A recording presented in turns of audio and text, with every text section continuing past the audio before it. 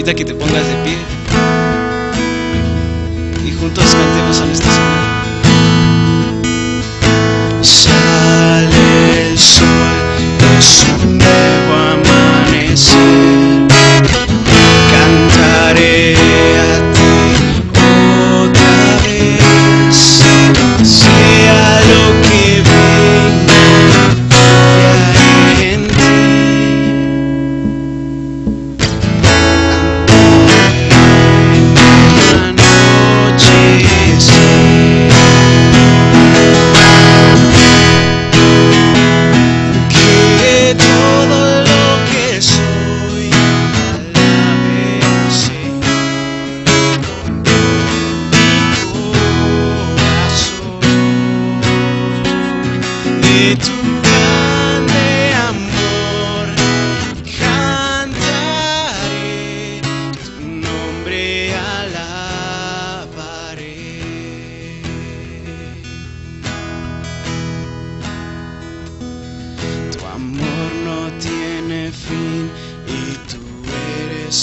Paciente y bondadoso es tu corazón. Todo lo que has hecho yo sigo cantando. 10,000 razones para alabar.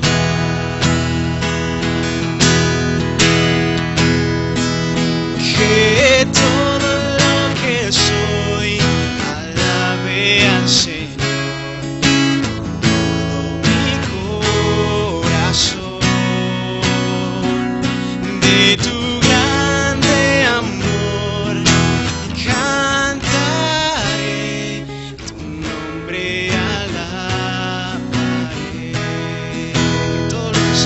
Que todo lo que soy alabe al Señor con todo mi corazón.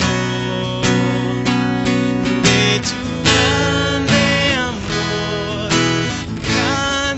cantaré, tu nombre alabaré.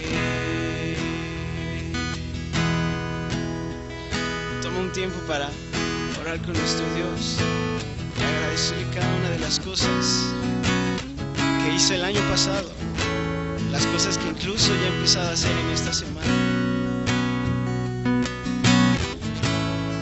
Y gracias también por las cosas que hará durante este año.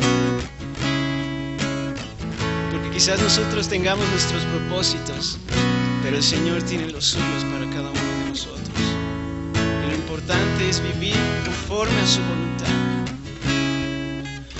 meditar en su palabra para conocerla y andar en los caminos que nos enseñó Jesús.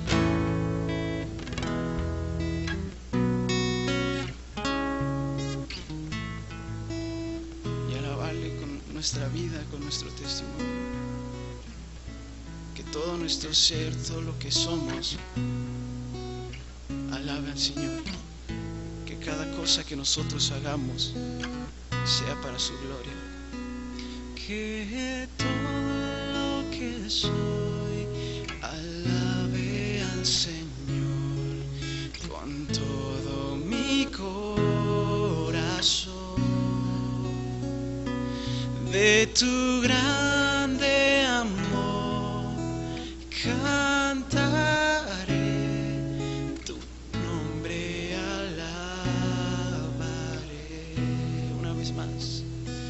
Que todo lo que soy alabe al Señor con todo mi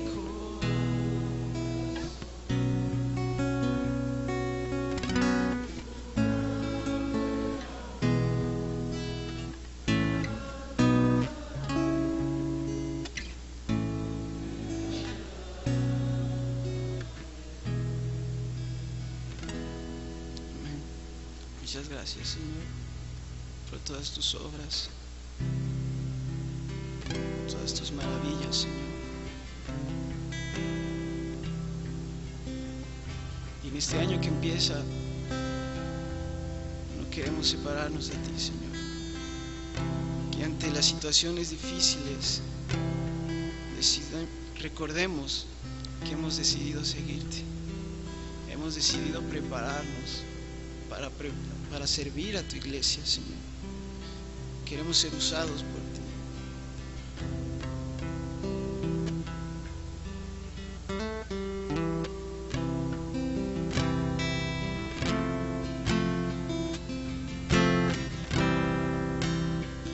He decidido seguir a Cristo. He decidido seguir a Cristo. He decidido seguir a Cristo. No vuelvo atrás, no vuelvo atrás.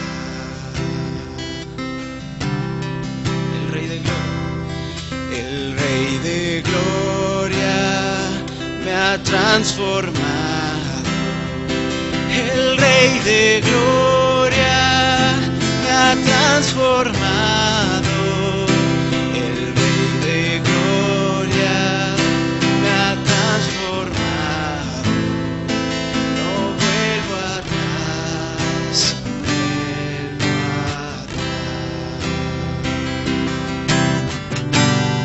atrás.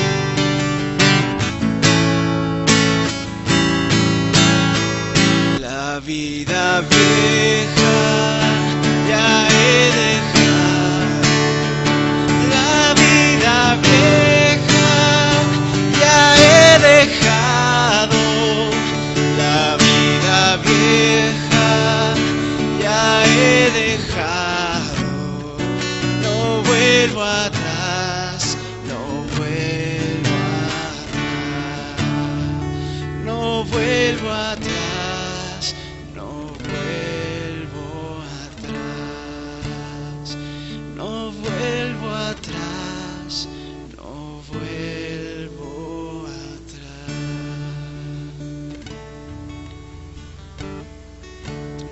No queremos volver atrás, Señor.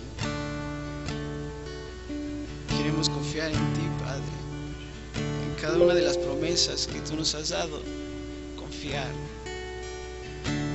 Recuérdanoslas en cada tiempo difícil,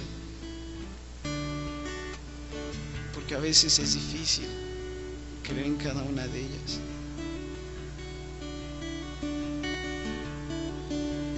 Recuerda la obra que has hecho en nosotros y que cada día continúa.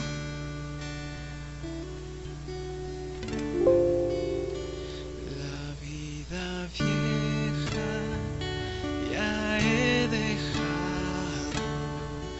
La vida vieja ya he dejado. La vida vieja ya he dejado. No vuelvo atrás, no vuelvo atrás. Gracias, Señor. Pueden tomar su lugar, hermano. Muchas gracias.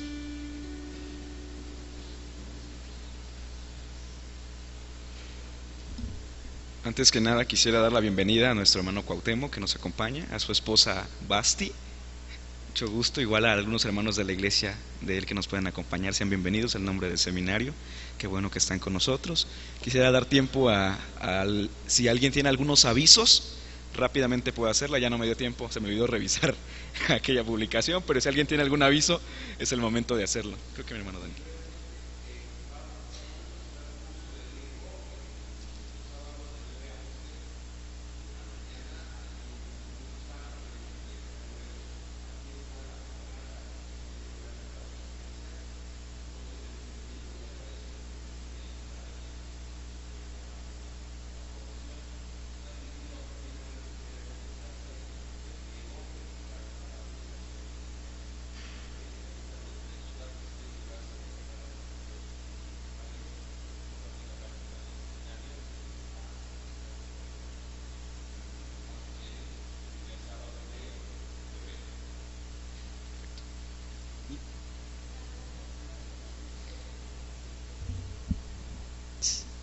10.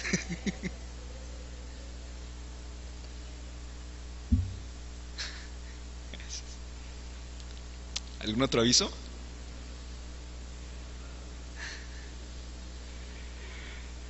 Bueno, vamos a abrir nuestras Biblias si no hay avisos ahí en Juan, en el libro de Juan.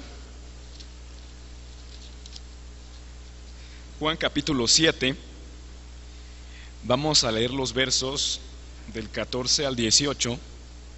Juan 7, versículos del 14 al 18. Y vamos a leerlo de una forma unida.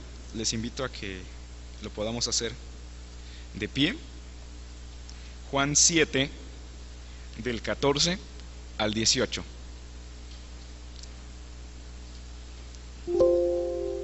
Si ya lo tenemos, lo leemos. Dice la palabra de Dios: Mas a la mitad de la fiesta subió Jesús al templo y enseñaba. Y se maravillaban los judíos diciendo: ¿Cómo sabe este letras sin haber estudiado? Jesús les respondió y dijo: Mi doctrina no es mía, sino de aquel que me envió. El que quiere hacer la voluntad de Dios conocerá si la doctrina es de Dios o si yo hablo por mi propia cuenta. El que habla por su propia cuenta, su propia gloria busca. Pero el que busca la gloria del que le envió, este es verdadero y no hay en él injusticia. Le voy a pedir a mi hermano Daniel que pase a orar por nuestro hermano Cuauhtémoc, que nos impartirá la palabra y así le damos tiempo.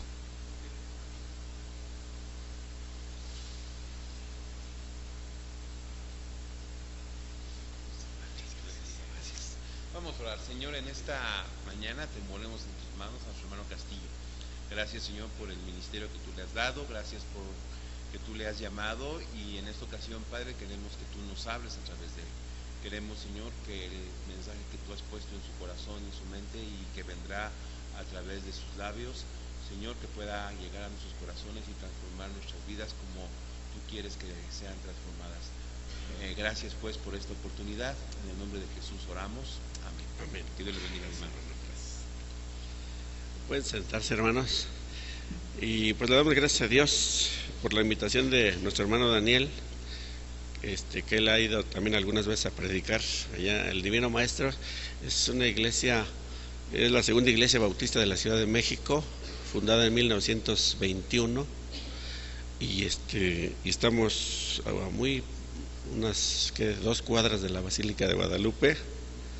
Y pues aquí estamos con ustedes. Están aquí nuestros hermanos coordinadores de los ministerios de misiones, de educación cristiana, de la tesorería y de evangelismo, acompañándonos con nuestros hermanos. Y pues nos disponemos a escudriñar las escrituras. Entonces vamos a tener nuestra Biblia abierta en ese pasaje, hermanos.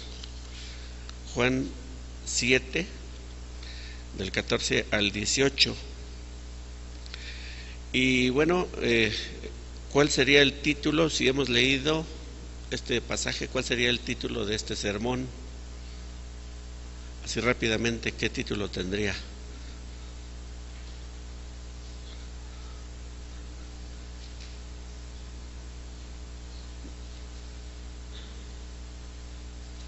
Yo le puse la doctrina de Dios, ¿verdad? Ese es un título así un poquito arrojado porque pues muchos dicen tener la doctrina de Dios, ¿no? Pero vamos a ver que la Biblia nos dice cuál es esa doctrina. Entonces, Juan 7 del 14 al 18, como bautistas tenemos un sello histórico que debemos conservar, ser los más apegados a la doctrina bíblica. Y si alguien dice, yo soy bautista, pero pues no somos los más apegados, pues entonces hay una falta de ética, ¿no? Se supone que estamos enrolados en las filas bautistas porque creemos que tenemos la doctrina más apegada a la Biblia, ¿verdad? Y eso hay que conservarlo. Poco antes de este pasaje, porque para ver el contexto y el momento en que el Señor Jesús dice estas palabras del 14 al 18, ¿qué es lo que está pasando? ¿Qué es lo que el sentir de los que rodean al Maestro? Y es que Él sanó a un hombre enfermo que tenía 38 años de estar enfermo, lo sanó junto al estanque de Betesda, y eso lo encontramos en el capítulo 5, ¿sí? Eso impactó mucho, porque en este mismo capítulo más adelante el Señor hace referencia a ese caso. Y bueno, pues criticaron al Señor Jesús porque lo sanó en día de reposo, porque le dijo a aquel hombre: toma tu lecho y vete a tu casa. Es decir, para que lo hizo cargar algo en día de reposo.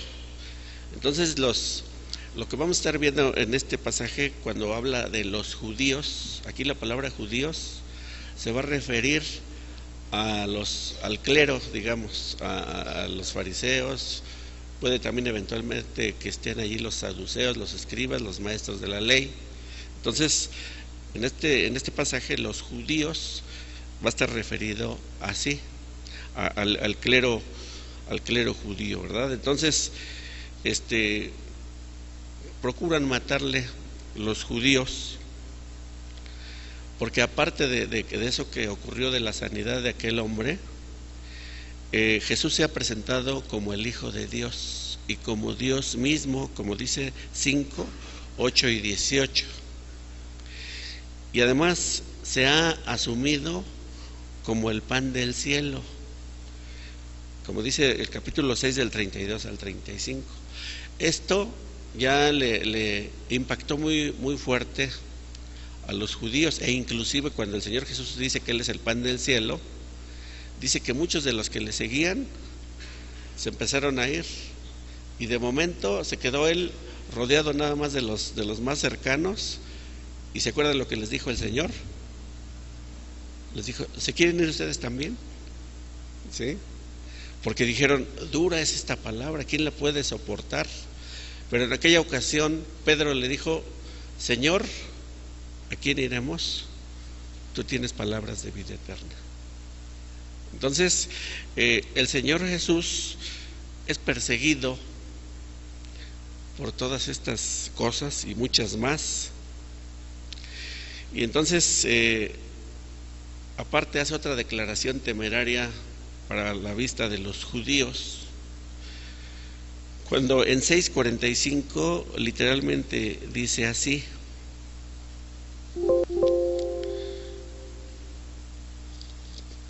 dice 6:45: escrito está en los profetas, y serán todos enseñados por Dios. Así que todo aquel que oyó al Padre y aprendió de Él, viene a mí. Entonces el Señor está dando cumplimiento a que todos serían enseñados, como lo decían las profecías, todos serían enseñados por Dios, directamente por Dios. Ya cuando llegamos entonces al capítulo 7, en 7:2 dice que estaba cerca la fiesta de los judíos, la de los tabernáculos. Y bueno, sabemos que la fiesta de los tabernáculos duraba 8 días, de sábado a sábado, y que era el tiempo en que los que subían a Jerusalén, o también aún los que vivían allí, hacían tiendas y se quedaban afuera de las casas, asemejando cuando el pueblo de Israel andaba por el desierto viviendo en tiendas. Y en este periodo de tiempo es cuando se desarrolla lo que nosotros acabamos de leer, ¿sí? Y porque también vamos a ver que a la mitad de la semana el Señor hace su aparición en esta fiesta. Pero antes, sus hermanos, como dice ahí los primeros versículos del capítulo 7, instan a Jesús a que vaya a la fiesta. Se entiende que probablemente él no había asistido a las 2 fiestas anteriores, y todo judío tenía que ir, de las 3 grandes fiestas tenía que ir cuando menos a una. Entonces le dicen: pues ve y manifiéstate para que vean quién eres, ¿no? ¿Y qué les dice Jesús a sus hermanos? Pues vayan ustedes, adelántense, suban, ¿verdad? Suban, porque pues eran colinas las que tenían que ascender, y yo voy después. Y efectivamente Él sube después de manera secreta, como lo atestiguan los versículos de ese capítulo 7, el 3, el 8 y el 10. Mientras el clero le buscaba en la fiesta, decían, ¿dónde está él? ¿Verdad? Como dice allí también la palabra de Dios, para cumplir su torvo propósito de matarle. ¿Sí? Pero a la vez el pueblo, como ya Jesús tenía mucha fama, era muy popular, entonces todos se preguntarán, ¿y dónde está Jesús? Y unos decían, yo creo que Él es bueno, y otros decían, yo creo que es malo. Y había contradicción entre la multitud, mientras los jerarcas judíos le buscaban, pero para darle muerte. En ese contexto, y de esa manera llegamos al versículo 14, que dice así: mas a la mitad de la fiesta subió Jesús al templo y enseñaba. Entonces, el propósito de él era enseñar. Y todo lo que el Señor Jesús hacía trascendía. Pero, ¿qué era más importante, lo que enseñaba o los milagros que hacía? Pues evidentemente, hasta el día de hoy, es más importante la enseñanza que los milagros, ¿sí?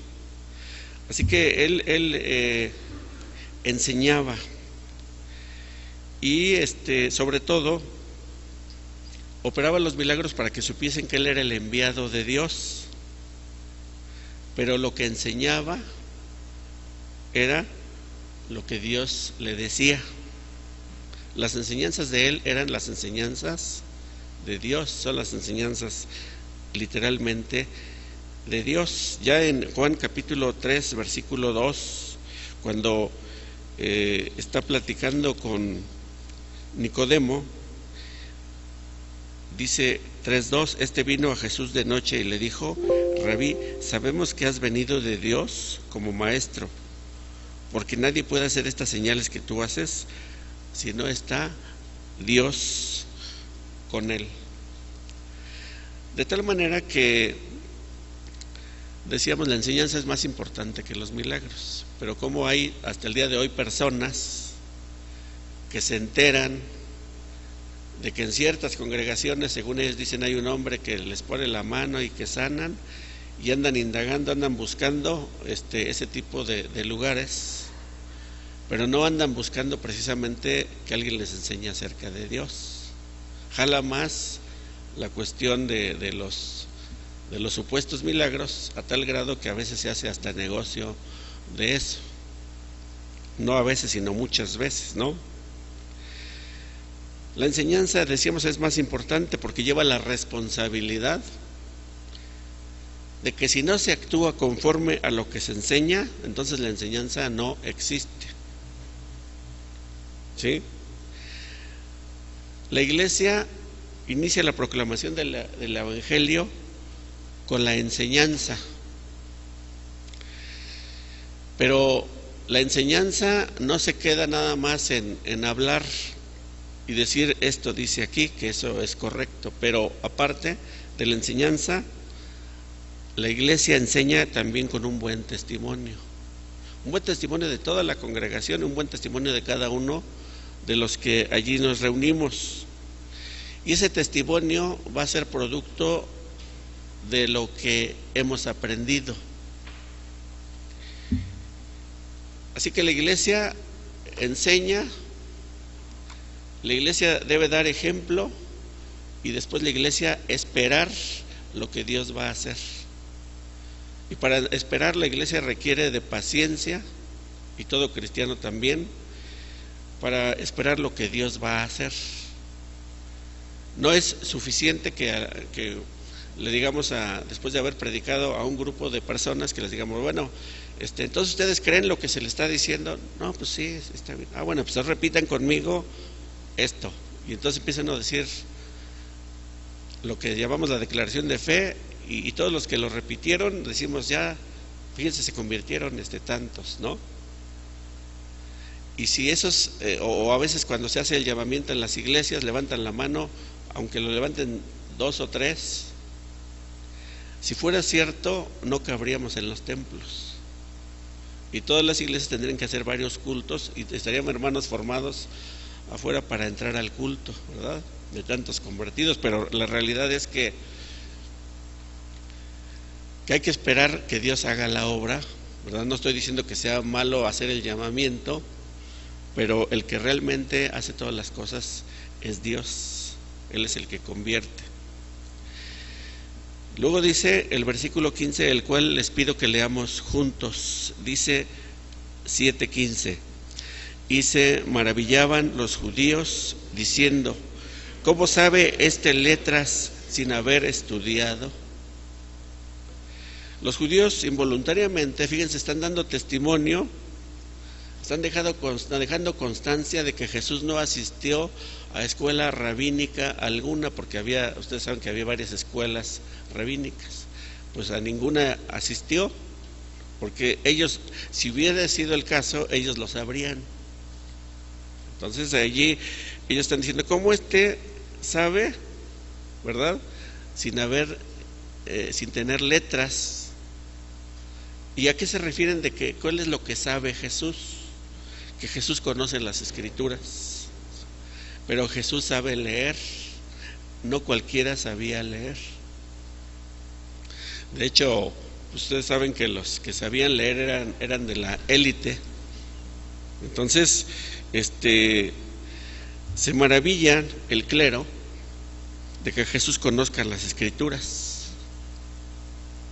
Pero vean el contraste de cuando maravillarse y admirarse es algo semejante. Cuando en Mateo 7, al final del capítulo 7, cuando termina el Sermón del Monte, hablando de la multitud, el pueblo se admiraba de su doctrina, dice.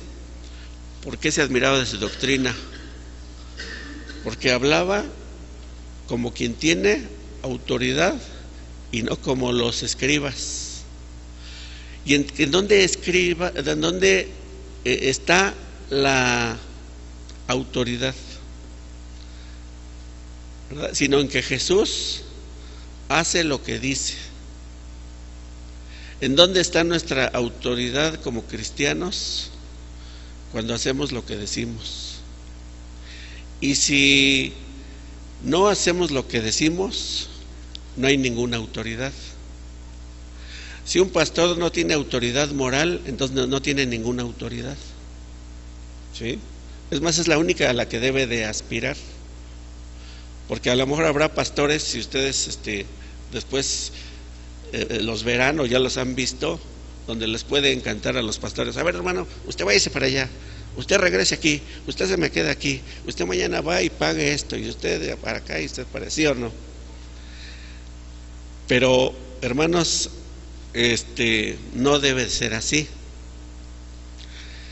Si hay alguna autoridad, que sea una autoridad moral o espiritual. Así que el Señor Jesús tenía autoridad porque Él hacía como decía. ¿Sí? Entonces eso nos lleva a pensar, al hablar de Jesús, que la doctrina es práctica. Si lleva su dotación o su dosis o su cantidad de cosas que hay que aprender, pero esas cosas, si no se llevan a la práctica, se queda simplemente en una teoría. La doctrina es eminentemente práctica.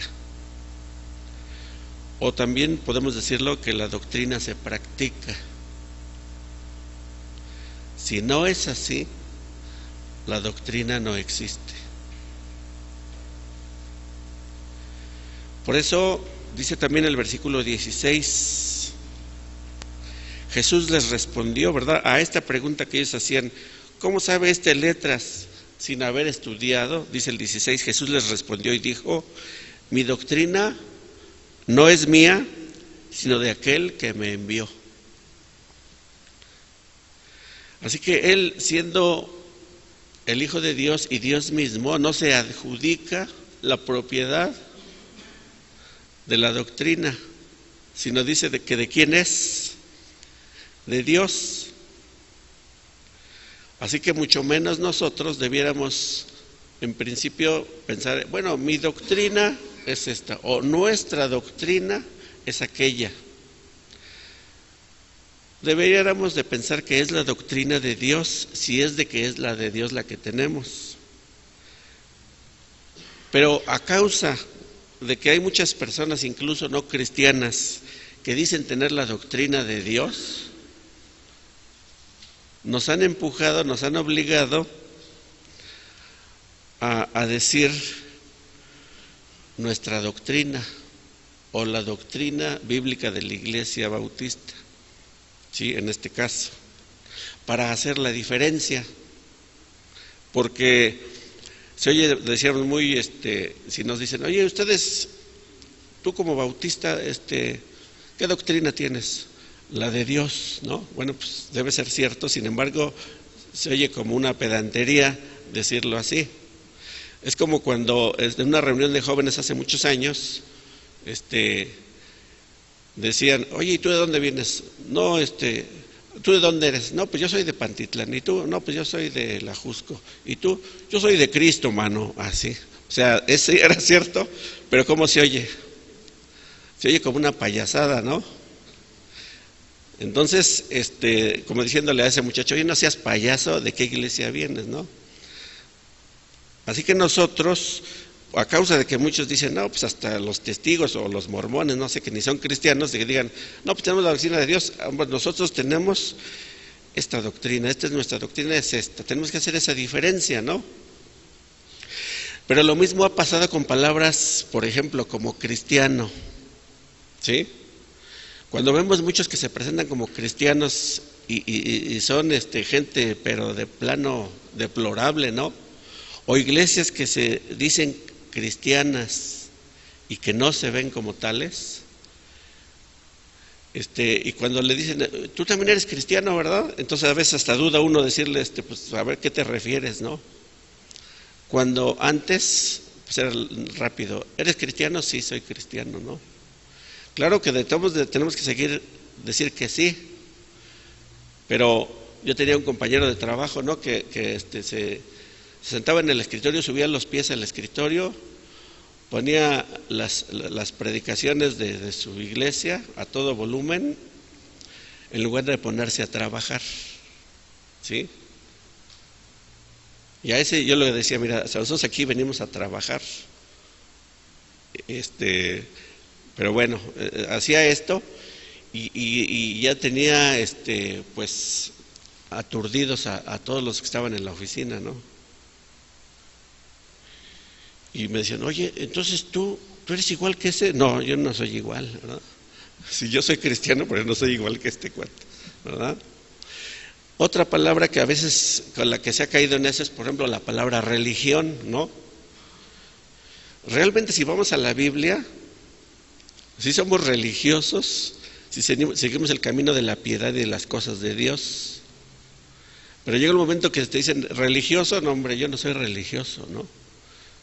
Porque también se ha llevado a una práctica diferente esto. Así que nosotros tenemos la doctrina de Dios, estamos obligados a tener la doctrina de Dios y a defenderla y a enseñarla, pero a veces tenemos que hacer énfasis en la doctrina de los bautistas.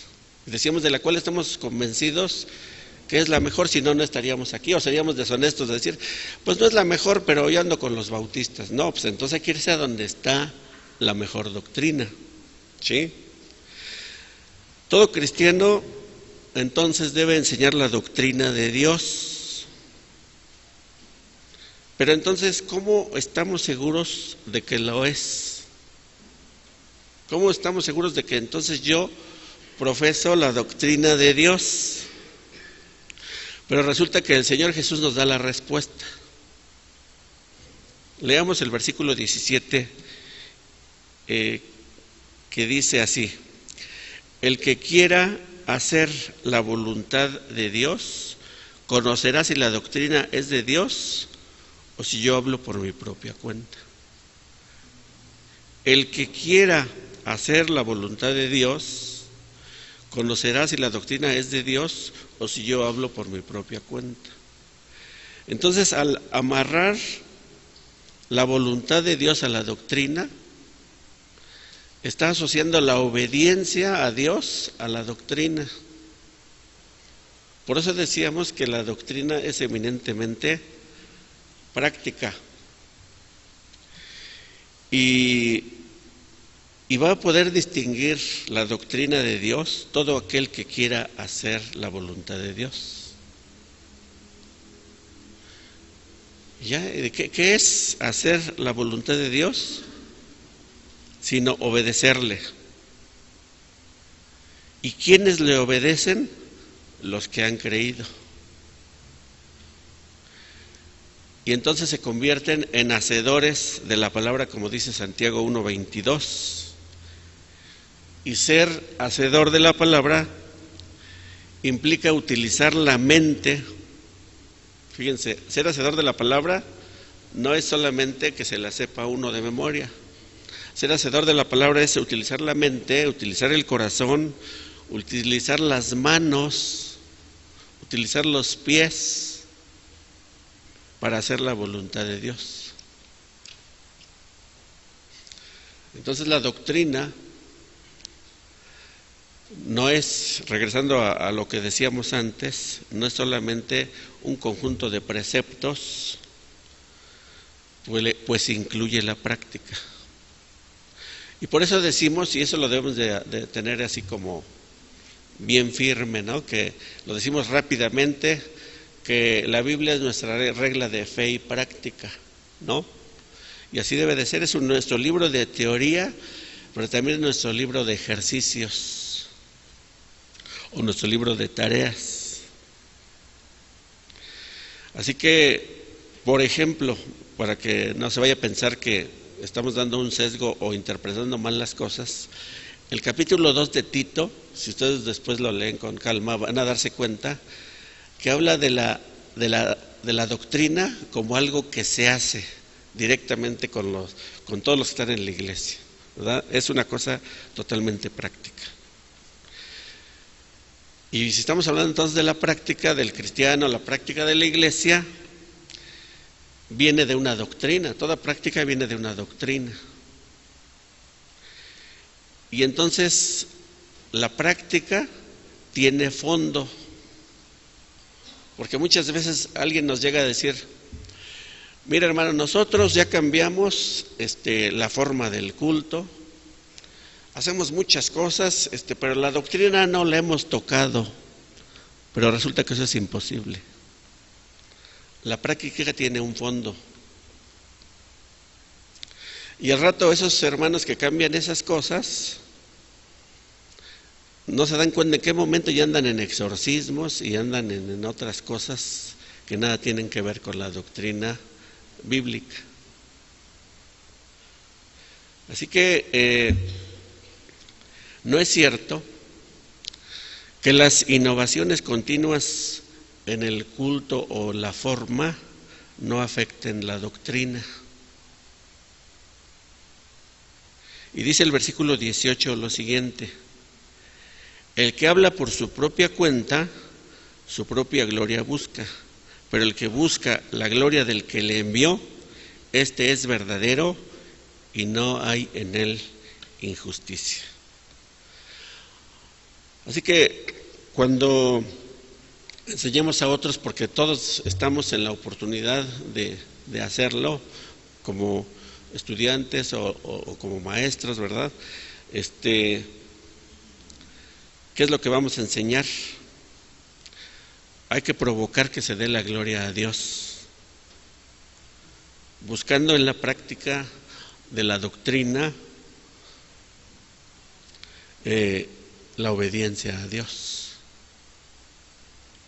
Si no hay obediencia a Dios, pues no hay nada.